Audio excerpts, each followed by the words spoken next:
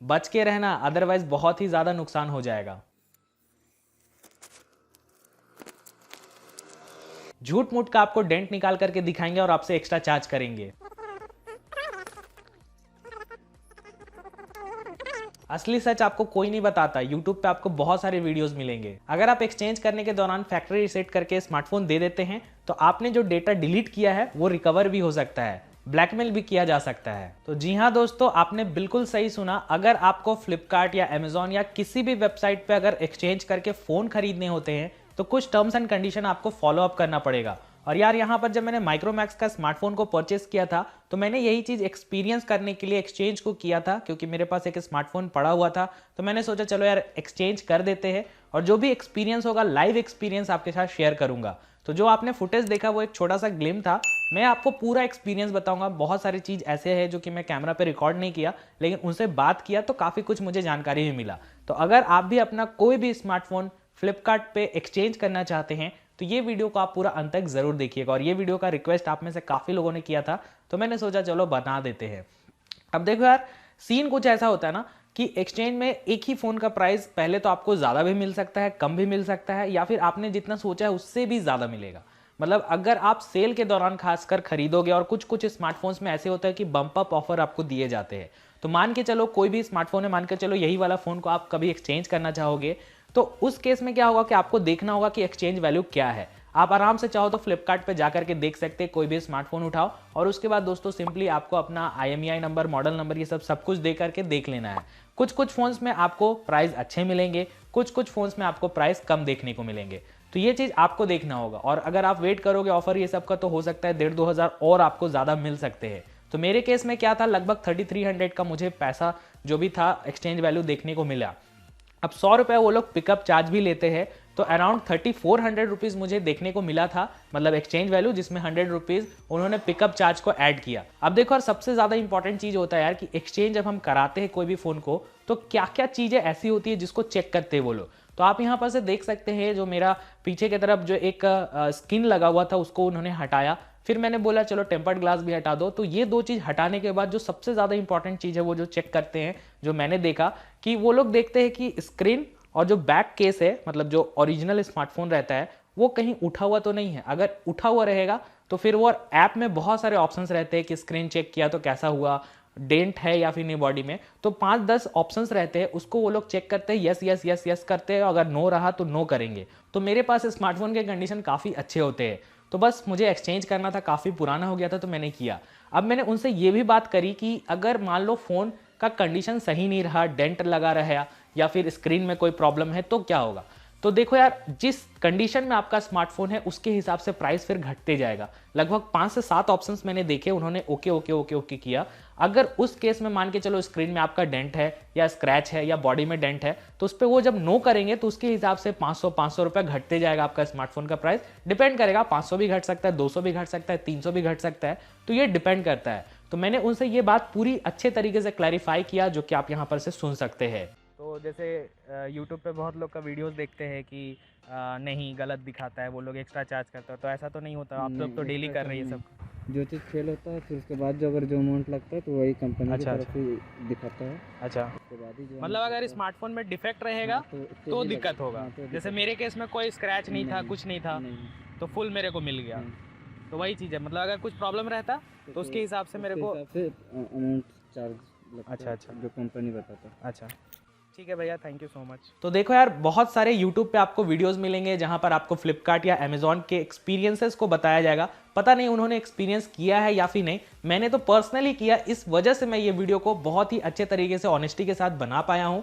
अगर आप एक चीज़ ध्यान रखना, कोई भी फ़ोन को एक्सचेंज करना चाह रहे हो, आप ये चीज़ जेन्युइनली देखना कि क्या वो फ़ोन डेंट है, स्क्रैचेस है उसके अंदर, या प्रॉब्लम है, या फिर मतलब हार्डवेयर लेवल पे। सॉफ्टवेयर लेवल पे अगर कोई प्रॉब्लम है, जैसे हैंग हो रहा है स्मार्टफोन, कैमराज अगर सॉफ्टवेयर में काम नहीं कर रहा है, या फिर बार बार कुछ प्रॉब्लम आती है, तो वो सारी चीज़ चेक नहीं किए जाते हैं। बेसिकली आपका IMEI नंबर, इसके अलावा दोस्तों आपका जो स्मार्टफोन है उसका ओवरऑल कंडीशन क्या है वो देख करके आपका स्मार्टफोन का प्राइस लगाया जाता है। अंदर क्या चल रहा है नहीं चल रहा है वो सारी चीज़ चेक नहीं होते हैं। मेरे केस में ये चीज़ नहीं हुआ था, क्योंकि यार देख के ही लग रहा था कि स्मार्टफोन पूरी तरीके से नया है।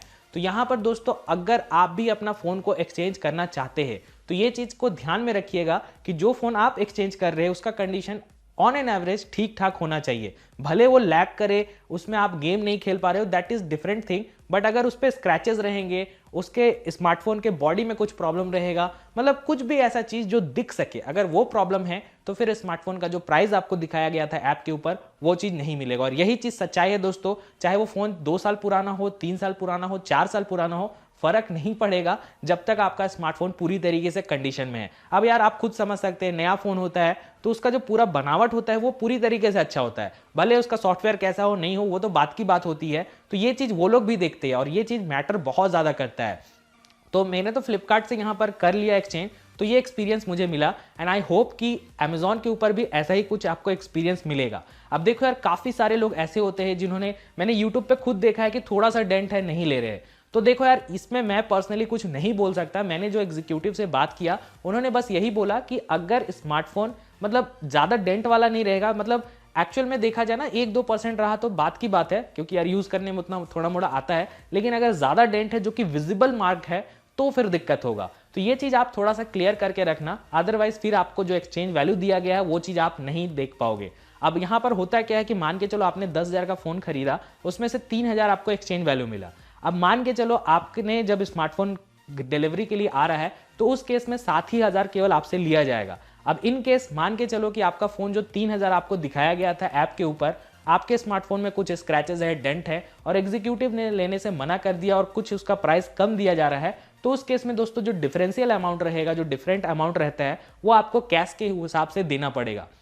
अब इवन मैंने कई सारे वीडियोस में ये भी देखा है कि एग्जीक्यूटिव वाले लोग ना पंगा करते हैं, मतलब वो लोग जानबूझ के आपको बोलते हैं कि नहीं ये फोन मतलब डेंट नहीं है, उसमें भी आपको जबरदस्ती का निकालते हैं और पैसे लेते हैं। तो ऐसा तो मेरे साथ एक्सपीरियंस नहीं हुआ है, तो मैं इस पर कुछ कमेंट नहीं कर सकता। वो आप देखना, अगर आप समझदार हो तो वो चीज़ आपके साथ भी नहीं होगा। मतलब आप समझ रहे हो ना कि वो लोग क्या करते हैं, मतलब जबरदस्ती का कोई भी फ़ोन है उसके ऊपर डेंट नहीं भी है, जबरदस्ती का डेंट निकालेंगे और आपको बोलेंगे कि आपका स्मार्टफोन का एक्सचेंज वैल्यू कम हो गया है, 300-400-500 रुपये का फ़र्क आ रहा है, तो आप मुझे कैश दे दो। तो अगर ऐसा होता है और अगर आपको लगता है कि हाँ सच में वो डेंट है, तब जा करके देना, अदरवाइज फिर फ्लिपकार्ट वालों को कॉल करना और फिर उनसे पूरे सिनेरियोस को बता करके आप फिर एक्सचेंज को और अच्छे से क्लेम कर सकते हैं।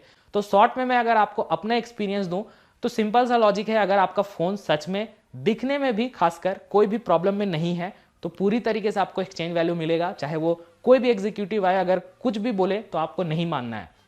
दूसरी बात दोस्तों, सॉफ्टवेयर के टर्म्स में अगर कोई इशू है तो वो सब चीज़ चेक नहीं किए जाते हैं। मेरे केस में नहीं किया गया था, बस वो लोग IMEI नंबर देखते हैं, बाहर का पूरा बनावट देखते हैं, थोड़ा इधर उधर देखते हैं कहीं कुछ स्क्रैच डेंट वेंट है या फिर नहीं, तो वो सारी चीज़ों को देख करके आपका वैल्यू को निकाला जाता है। तो अगर आपको लगता है कि सॉफ्टवेयर में कोई इशू है तो आई डोंट थिंक कि आपको दिक्कत आनी चाहिए, क्योंकि हो सकता है कि आपको कैमरा का या फिर लैग हो रहा होगा या फिर गेम कर रहे होंगे तो दिक्कत आ रही होगी, तो वो सारी चीज़ यार प्रैक्टिकली पॉसिबल भी नहीं है चेक करना, जो कि आप समझ सकते हैं। और एक्सचेंज बंदा इसीलिए भी करता है कि यार उसका स्मार्टफोन स्लो हो गया है, जो कि जेन्युइन सी रीज़न है। तो ये दो चीज़ का आपको ध्यान रखना है। और तीसरा चीज़, अगर आपको लगता है कि नहीं भैया प्रॉब्लम है मेरे स्मार्टफोन में जो कि विजिबली दिख सकता है, मतलब आंखों से दिखाया जा सकता है, तो फिर आपको ये भी ध्यान में रखना है कि जो डिफरेंस अमाउंट रहेगा वो आपको पे करना पड़ेगा। और ये सारी चीज़ मैंने एक चीज़ और नोटिस किया कि ये सारी चीज़ ऐप के थ्रू होता है, मतलब यस नो किया जाता है कि आपका ओवरऑल पोर्ट जो होता है स्मार्टफोन का, एक्चुअल में मैंने स्मार्टफोन दूर में रखा है इसलिए दिखा नहीं सकता, तो स्मार्टफोन का पीछे साइड जो पोर्ट होता है उसमें कोई प्रॉब्लम है,